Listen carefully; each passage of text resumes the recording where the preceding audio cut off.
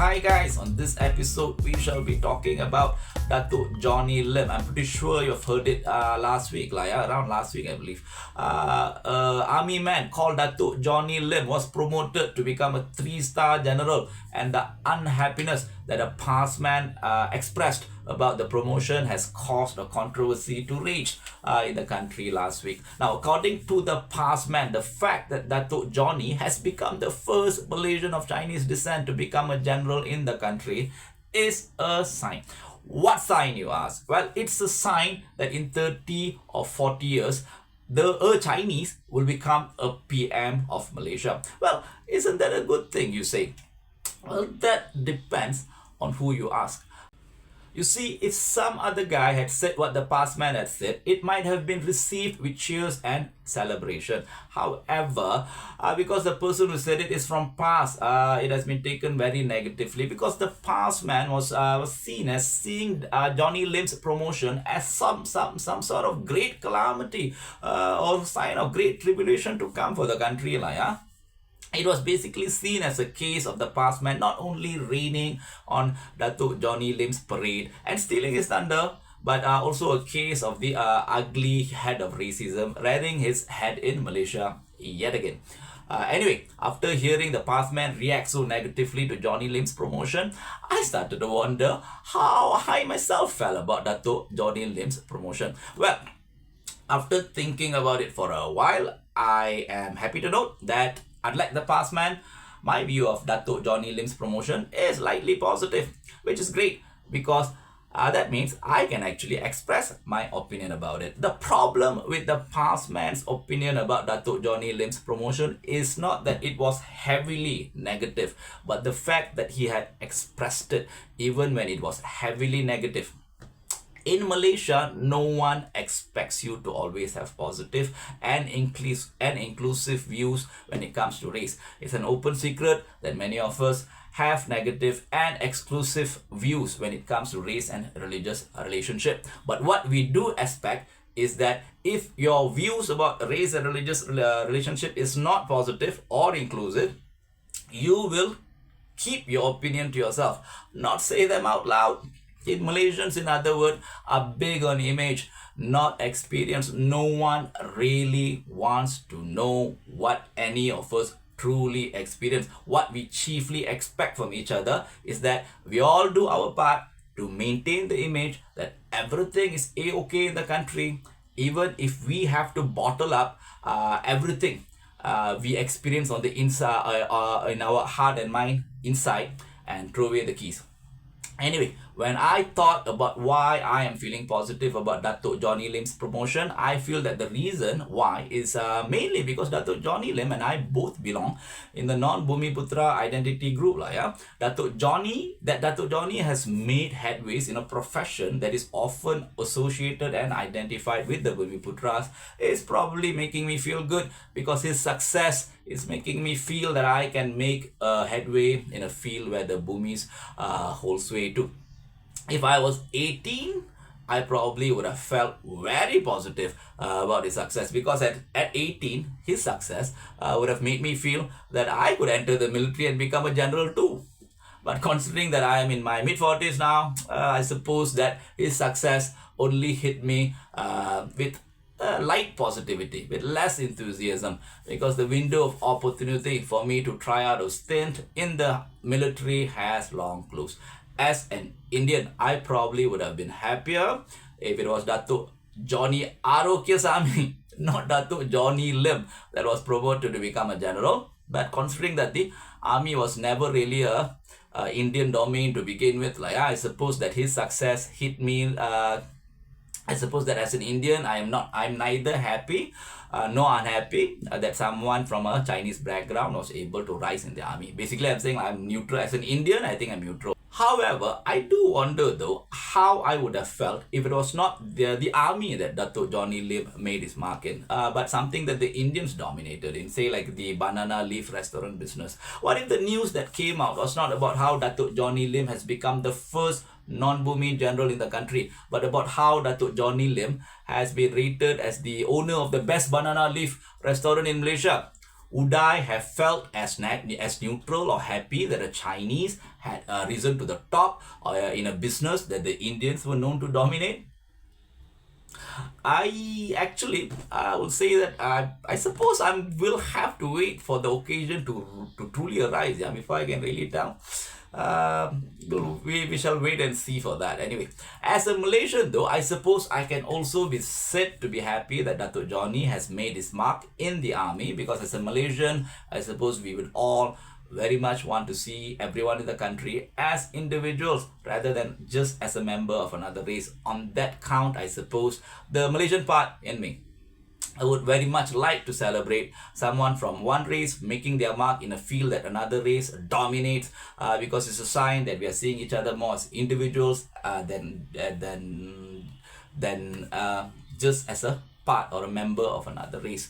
But on this count, I also think that in the end, if all of us want to win, so this idea that an individual from one race should be allowed and celebrated for performing well in a field that another race dominates is probably not sustainable in the long run, unless it leads to all of us becoming more ready, more capable to compete with another nation like Singapore or Thailand or Indonesia or other countries in the world. If individuals from one race keep being promoted to succeed in a field that another race dominates just as a form of social engineering, without it leading to Malaysia becoming a more competitive nation against other nations in the world, I seriously doubt as to whether it will lead to a positive and wholesome outcome. Anyway, in the net, as a middle-aged non-Bumi Indian Malaysian male, this is my reaction towards Datuk Johnny Lim making it good in the army. However, if you are a Bumi Malaysian who also happens to belong to an opposition party, I suppose your reaction, like the past man's reaction, would be wildly different. If you're a Bumi Malaysian who belongs to the ruling party or doesn't belong to any political party, then your reaction might be more positive, yeah. But from someone who belongs to the opposition camp, like the past man, I suppose it cannot be helped that the past man's reaction was quite negative. Would the past man have reacted so more positively to Datuk Johnny Lim's promotion if his party was a part of the government? I would go on a limb to say that I believe yes, if the past man was a part of the government, I think the past man would have reacted quite positively, because it would have been seen as a sign that past is truly for all and everybody, regardless of race and religion, should support past. Like I said, it's all about winning. Everybody wants to win.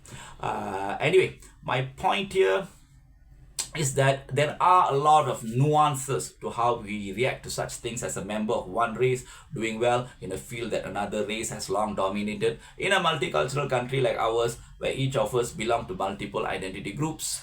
While I think that the past man should have probably shown more decorum in the manner he expressed his unhappiness about how an individual from one identity group has made his mark in a field that his race has long dominated, I also think that the rest of us should probably be more truthful in the way that we ourselves are reacting towards Datuk Johnny Lim's promotion. The way some of us are expressing our delights, I tell you, it is as if we are angels, as if we are saints that totally don't believe that there is such a thing as people we identify with, people we don't identify with, and that we will be happy no matter who does well, even if it gains us nothing, and even if it causes us to suffer losses.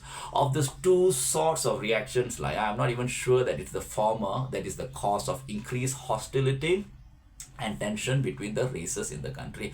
On one hand, you have somebody like the past guy who is expressing how we feel with raw honesty, even when it is ugly, even when it is harsh. On the other hand, you have people who are expressing themselves as if they are angels and saints, who only have beautiful and sweet things to say to each other. Although you can't help suspect that whatever they are saying is probably not true, guys. It's probably not true, because when you look at our reality is clearly showing us that we are hardly living in a heaven where it is the opinions of angels and saints that hold sway. There is a saying, guys, it is better to be a rising ape than a fallen angel. I honestly think it's better for us to accept and reflect truthfully on some of the more beastly views we have in our heart and mind, rather than always presume prematurely that we are angels who only enjoy positive thoughts and wholesome emotions. A beast that reflects honestly about its flaws and shortcomings can evolve to become a decent human being. That's what we want, like decent human beings. But if we presume ourselves as angels and saints from the very start, we will almost certainly behave and become for fallen angels. For context, let me also remind all of you that in many traditions, another name for a fallen angel is actually the devil. In the end, I think what we should try to do is be honest without being so mean or so harsh, as well as try to not so don't try so hard to be so saintly and angelic to the point that we start to lie, guys. If you do this, then maybe this ugliness and toxicity with regards to race and religion, as it has manifested in the case of Datuk Johnny's promotion, as well as quite a few other cases in the country, especially in the recent days, will not happen again. Until that happens, I think we are just going to have to get used to having this sort of negativity to keep coming our way. That's the cold hard truth. That's the way it is, guys. So anyway, think about it. As always, have a good day. Stay safe. See you again next episode.